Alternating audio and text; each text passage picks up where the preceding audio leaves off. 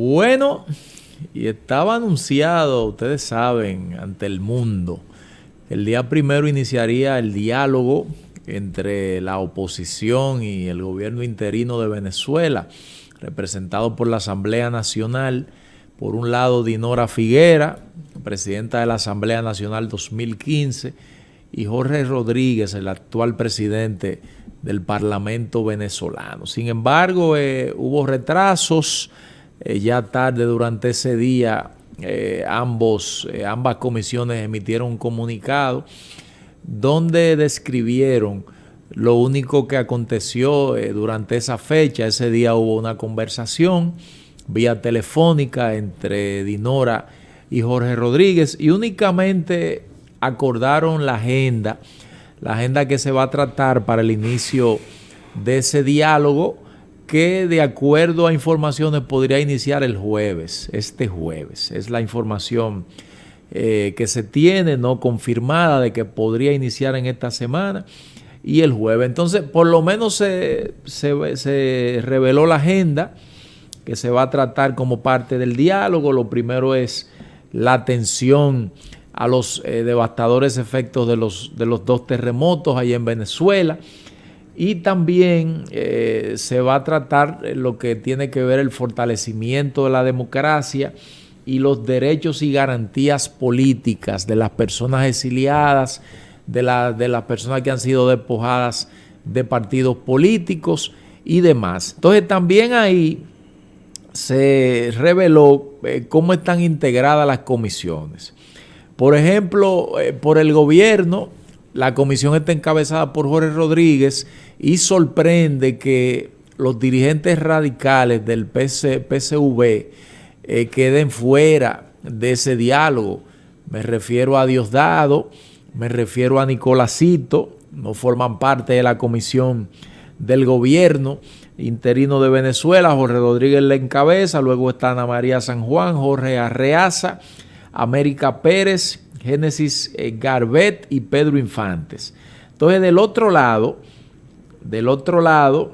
de Dinora Figuera y de la Asamblea 2015, está Dinora como presidenta de esa comisión, Marco Aurelio Quiñones, Ramón López, Jorge Milán, Juan Miguel Matius y Sergio Vergara. Ahí se establece que hay de diferentes partidos en esa comisión, de acuerdo a lo que se supo, de varios partidos de oposición, y eso está bien, que le den participación ahí en esa comisión a los opositores que van a discutir la transición en Venezuela en medio de las dificultades por las que está atravesando ese país producto de los terremotos. De hecho, en el día de hoy fue emitida una actualización de cómo va el balance, el último boletín en cuanto a los daños que ocasionó el terremoto. Ya más de 6,000 fallecidos se reportan, personas atendidas en hospitales más de 60,000, viviendas entregadas 287,000 y han sido evaluadas más de 43,000.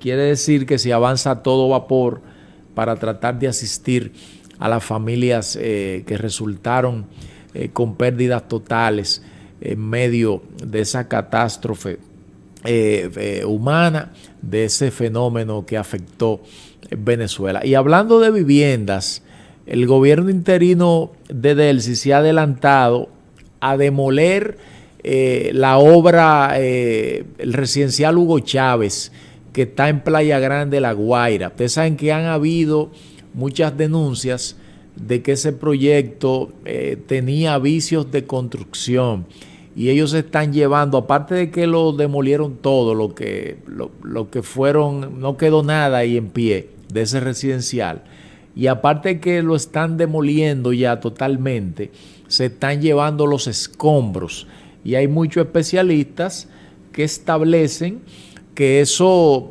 evidentemente no es correcto, porque si se procede a realizar una investigación para validar esas denuncias de que hubo irregularidades en cuanto a la ingeniería estructural en la construcción de esos edificios, entonces no hay manera de que se pueda comprobar porque se están llevando la evidencia.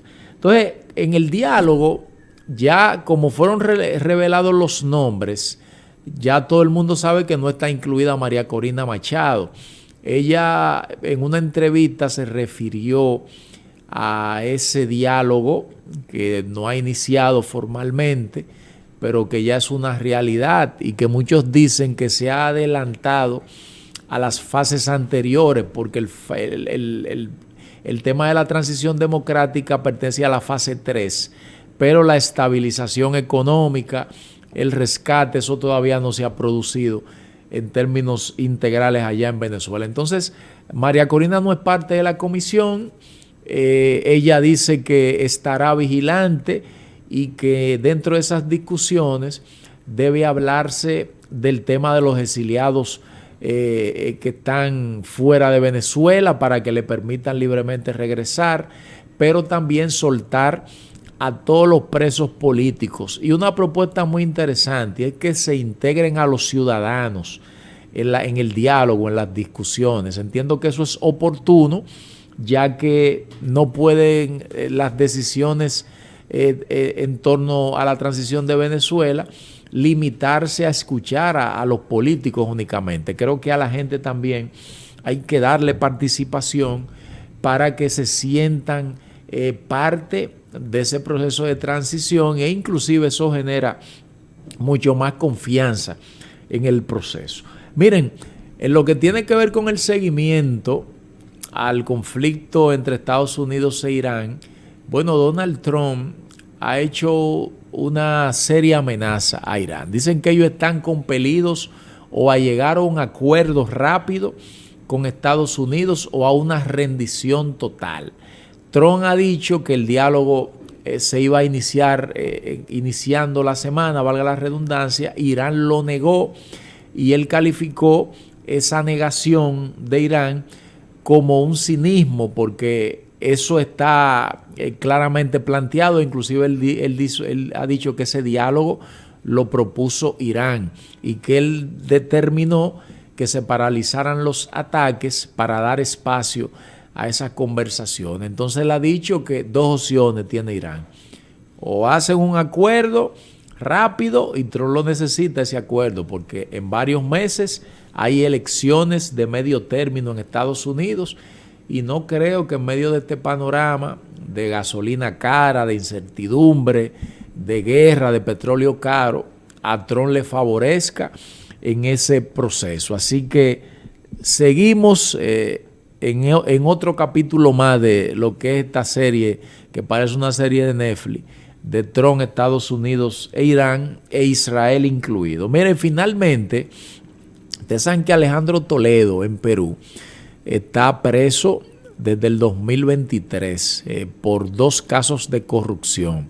Un caso de soborno en el caso de Brecht y otro caso de lavado de dinero. Entonces ya Toledo es un anciano, tiene más de 80 años. Y él prácticamente le rogó a Keiko Fujimori que acelere su ser indultado, porque está enfermo de cáncer, de otros padecimientos de salud, y él dice que necesita ser liberado por una petición humanitaria. Ustedes saben que Toledo fue el principal adversario del padre de Keiko Fujimori por allá por el 2020, cuando todavía Fujimori era el presidente del Perú, y entonces Toledo le hizo una oposición férrea al padre de Keiko, al punto de que se descubrió una red de corrupción que encabezaba Vladimir Montesinos con los servicios de inteligencia, y el señor Fujimori tuvo que renunciar desde Japón vía una carta que envió a través de fax. Y entonces luego Toledo llegó a la presidencia. Entonces, para que ustedes vean la paradoja de la vida, el que enfrentó a la familia Fujimori, hoy su libertad depende de la firma de la hija de ese expresidente. Pero yo pienso que por humanidad Keiko debe concederle esa libertad para que ya sus últimos días, sus últimos meses o años, lo que le quede en su país de vida, bueno, por lo menos lo pase en su casa, ya sea a través de una prisión domiciliaria o otro mecanismo legal que le permita agotar ya esa condena fuera de las rejas. Hasta la próxima.